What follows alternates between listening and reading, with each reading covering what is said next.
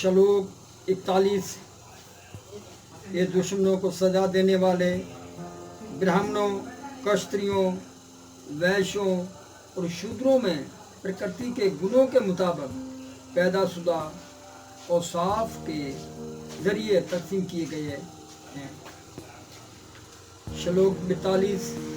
शांति, इंद्रियों को काबू करना, तपस्या, पवित्रता, बर्दाश्त, ईमानदारी, ज्ञान विज्ञान और धर्मात्मा, इन कुदरती औसाफ से ब्राह्मण अपने कर्म करते हैं। श्लोक 43। पराक्रम, ताकत, अज़म, रसूख, जंग में हिम्मत, दान, क़ियादत, ये कुदरती औसाफ क्षत्रियों के कर्म में पाए जाते हैं। श्लोक 44। खेती बाड़ी, गाय की हिफाजत और कारोबार ये वैश्य के कर्म में है, और शूद्र का कर्म दूसरों की सेवा और मजदूरी करना है। श्लोक 45। अपने अपने स्वभाव कर्म में लगा हुआ इंसान सिद्धि को हासिल करता है। आप मुझसे सुनो कि यह कैसे हो सकता है। श्लोक 46।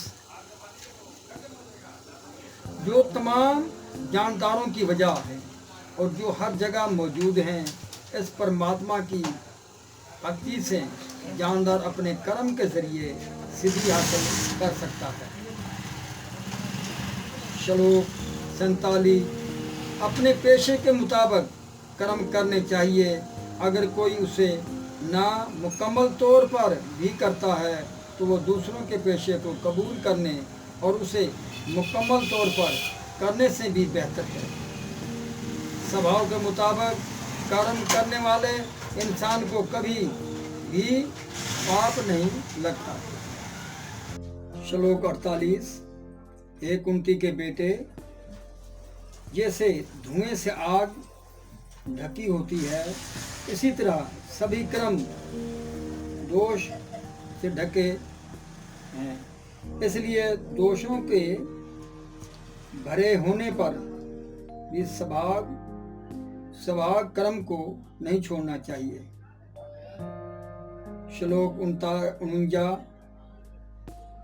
वो जिसने खुद पर काबू पा लिया है, जिसने मोह त्याग दिया है, जो तमाम मादी खुशियों की परवाह नहीं करता, वो संन्यास के अभ्यास से कर्म फल से मुक्ति के आला मकाम को पाता है। श्लोक 50। हे कुंती के बेटे, जिस तरह इस सिद्धि को हासिल हुआ शख्स परम गति यानी ब्रह्म ज्ञान के उत्तम पद को पा लेता है, जिसे मैं तुम्हें खुलासे से समझाऊंगा, उसे तुम सीखो। श्लोक 51-53। अपनी अकल से शुद्ध होकर पुख्ता अज़म से अपने मन को काबू करके इंद्रिय तृप्ति के विषयों को छोड़कर मोह और नफरत से मुक्त होकर जो शख्स तन्हाई में रहता है, जो थोड़ा खाता है, जो अपने जिस्म, मन और बोलने की ताकत को काबू में रखता है, जो हमेशा समाधि में रहता है और मुकम्मल तौर पर विरागी होकर अहंकार, झूठी ताकत को, झूठा गरूर, लालच, गुस्सा और मादी चीज़ों को छोड़कर और झूठी मिल्कियत से मुक्त होकर शांत है, वो इंसान बगैर शक के स्वरूप साक्षात के दर्जे को पाता है। श्लोक 54। जो इस तरह रूहानी तौर पर कायम है, फौरन पार ब्रह्म को महसूस करता है और पूरी तरह मुसरत हासिल करता है। वो कभी ना तो सोगवार होता है, ना ही किसी चीज की ख्वाहिश करता है। सब जानदारों से यकसा बर्ताव करता है। वो इस हालत में मेरी शुद्ध भक्ति को हासिल करता है। श्लोक 55। सिर्फ भक्ति के जरिए ही मुझ परम पुरुष भगवान को असल रूप में जाना जा सकता है।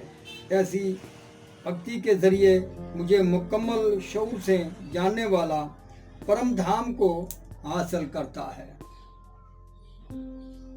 श्लोक 56। मेरा आसरा लेने वाला शुद्ध भक्त हमेशा कर्म करता हुआ भी मेरी दया से सनातन को अविनाशी परम धाम को पाता है।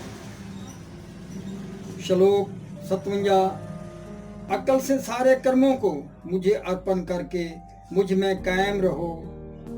भक्ति सेवा का सहारा लेकर हमेशा मेरा सिमरन करो। श्लोक 58। अगर तुम मेरा सिमरन करोगे तो मेरी कृपा से सारी रुकावटों को पार कर जाओगे, लेकिन अगर तुम मेरी बात ना सुनते हुए झूठी अनाज से काम करोगे तो तबाह हो जाओगे। श्लोक 59। अगर तुम मेरी हिदायत पर अमल ना करते हुए जंग नहीं करोगे तो तुम्हारा ये फैसला गलत होगा। अपनी फितरत के मुताबिक तुम्हें जंग करनी पड़ेगी। श्लोक 60। एक उनकी के बेटे मोह की वजह से तुम मेरी हिदायत के मुताबिक जिस कर्म को करने से मना कर रहे हो, उसी कर्म को तुम्हें अपनी फितरत से मजबूर होकर करना पड़ेगा। श्लोक 61। ए अर्जुन, परमेश्वर सभी जानदारों के हृदय में विराजमान हैं। वही शरीर रूपी मशीन में सवार हुए तमाम जानदारों को अपनी माया से घुमा रहा है। श्लोक 62। हे भरत के बेटे, सब तरह से उसी की शरण में जाओ। उसी के रहम से तुम परम शांति और सनातन परम धाम को हासिल करोगे। श्लोक 63। इस तरह ये परम गुप्तीय ज्ञान मैंने तुम पर वाज़ेह कर दिया है। अब इस पर पूरी तरह से सोच विचार करो और फिर जो चाहो सो करो। श्लोक 64। क्योंकि तुम मेरे अजीज तरीन दोस्त हो, इसलिए मैं तुम्हें अपनी अजीम हिदायत देता हूँ जो सबसे गुप्तीय ज्ञान है। इसे अपनी भलाई के लिए मुझसे सुनो। श्लोक 65।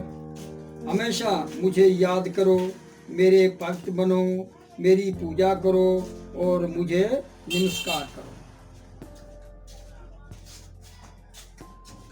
इस तरह तुम यकीनन मेरे पास आओगे। मैं तुमसे ये वादा करता हूँ क्योंकि तुम मेरे प्यारे दोस्त हो। श्लोक 66। सब धर्मों को छोड़कर मेरी शरण में आ जाओ, मैं तुम्हें सब पापों से मुक्त कर दूंगा, डरो मत। श्लोक 67। ये परम गुप्त ज्ञान उनको कभी भी ना बताया जाए जो ना तो तपस्वी हैं, ना भक्ति में लगे हुए हैं और ना ही इससे जो मुझसे हस्त करते हैं।